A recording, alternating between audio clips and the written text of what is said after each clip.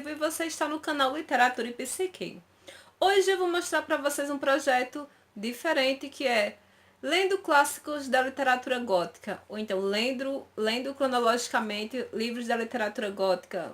Qual nome você acha melhor? Eu prefiro lendo clássicos da literatura gótica, né? Que esse é o principal, os livros que eu quero ler. Aí vocês irão me perguntar por que danado eu estou fazendo esses vídeos, uma vez que eu tenho dois projetos aqui já bem antigos, que é Lendo Dostoiévski e Lendo Machado de Assis. A explicação é simples. Eu estou fazendo uma tese de doutorado e você sabe que eu tenho que ler muito, inclusive eu estou devendo várias resenhas que eu já não publiquei porque eu tenho que trabalhá-las bem explicadinhas, porque são resenhas que têm um objetivo meio que aula, assim, né? Meio que como se fosse uma aula, então tem que ser bem preparada.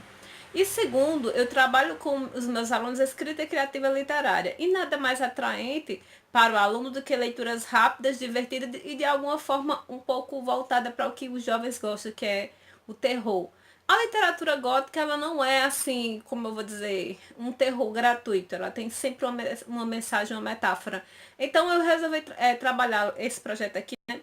Lendo clássicos da literatura gótica e ao mesmo para trabalhar com meus alunos e ao mesmo tempo para me divertir também, porque não tem quem aguente ficar lendo somente teoria e uma obra literária só, que no caso é meu objeto de estudo. Então, neste momento iremos falar sobre o livro O Castelo de Otranto, de Horace Walpole. Walpole, é bem difícil de falar o nome.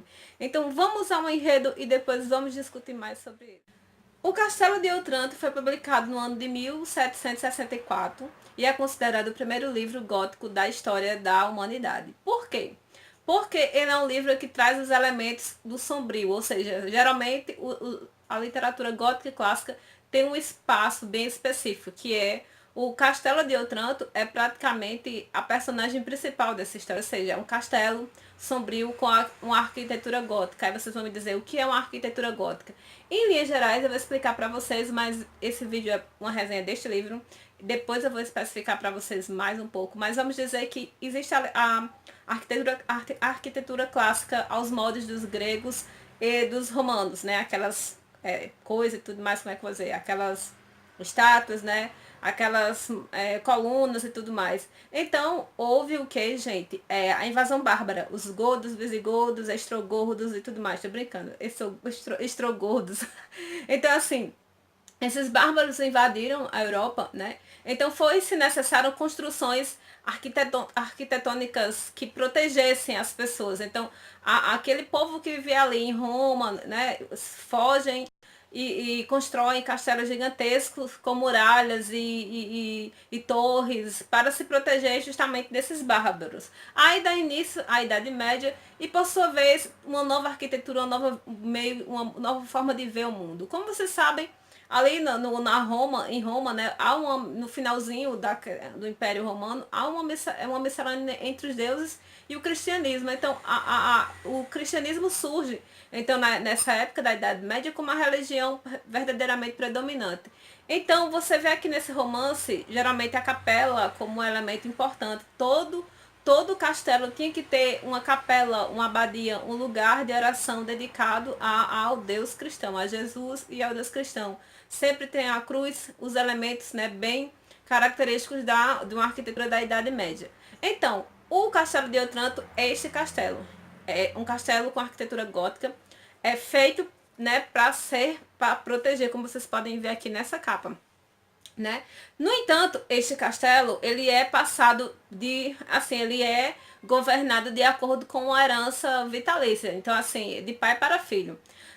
E neste castelo mora Manfred, que ele é o príncipe desse castelo, e ele tem dois filhos, né, que ele teve com a sua esposa Hipólita, que é Matilda e Conrad, né?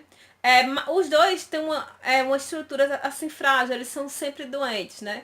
E Hipólita não pode mais ter filho, porque eles são primos, né? Hipólita e Manfredo, no caso aqui a tradução fala que eles são primos, então assim, eles não conseguem mais ter filhos, e se tiverem pode ter algum problema. Então dá-se a entender que eles não tentam ou não podem, não sei, mais ou menos assim.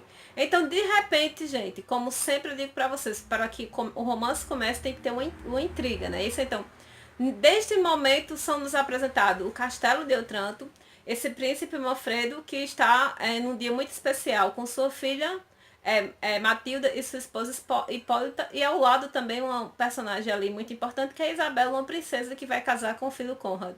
E eles estão à espera desse filho, né, para o casamento ali, juntamente com o padre, mas esse filho não chega. De repente há gritos, e isso aí não é spoiler, porque é logo o início da cena e é o início da intriga. Então, o filho não vai porque simplesmente um elmo gigante caiu em cima dele e o filho magou, né? É uma cena bem assim. Então, o príncipe não pode casar. Aí tudo bem, vocês assim, ah tá, morreu um príncipe, bola pra frente, Manfredo, né? Vamos continuar. Não, não acontece isso. Por quê? Porque como é uma história gótica, tem que ter um mistério por trás, alguma coisa assim sinistra. Então, a coisa sinistra que existe aqui é a seguinte, há uma profecia proferida a Manfredo, dizendo que quando ele não tivesse mais descendentes, né, ele perderia o principado daquele castelo, do castelo de Otranto.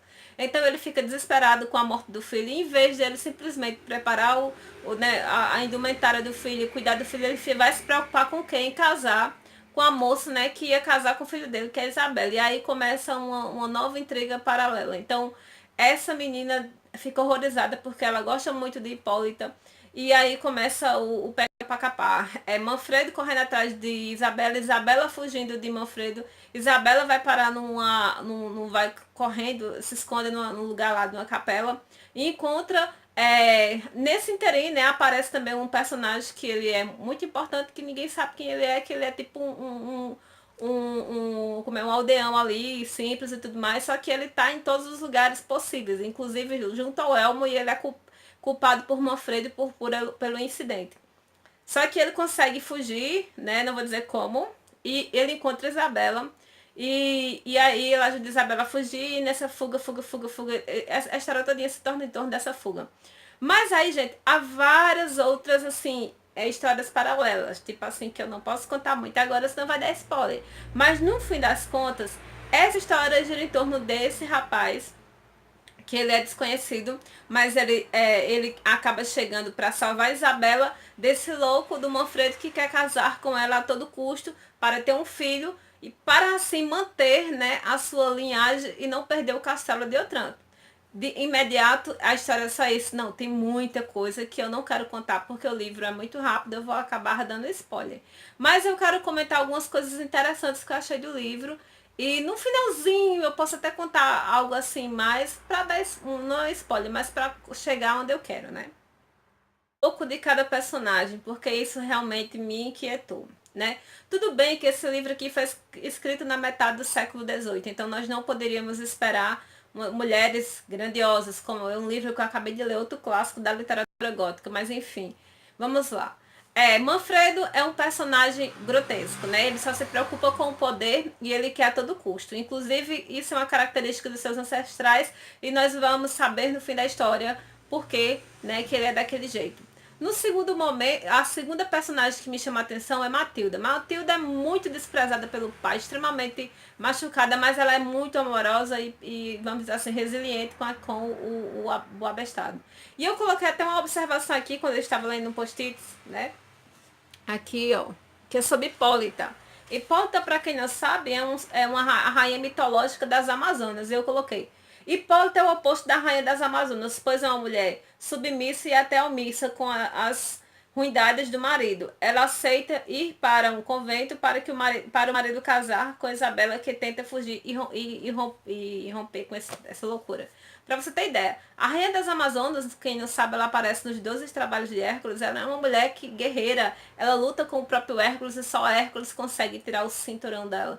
E ela é uma mulher que tem uma característica, ela aparece lá, né, nas narrativas também de outro rei, que eu esqueci agora, outro herói, outro herói, eu não lembro agora, mas enfim.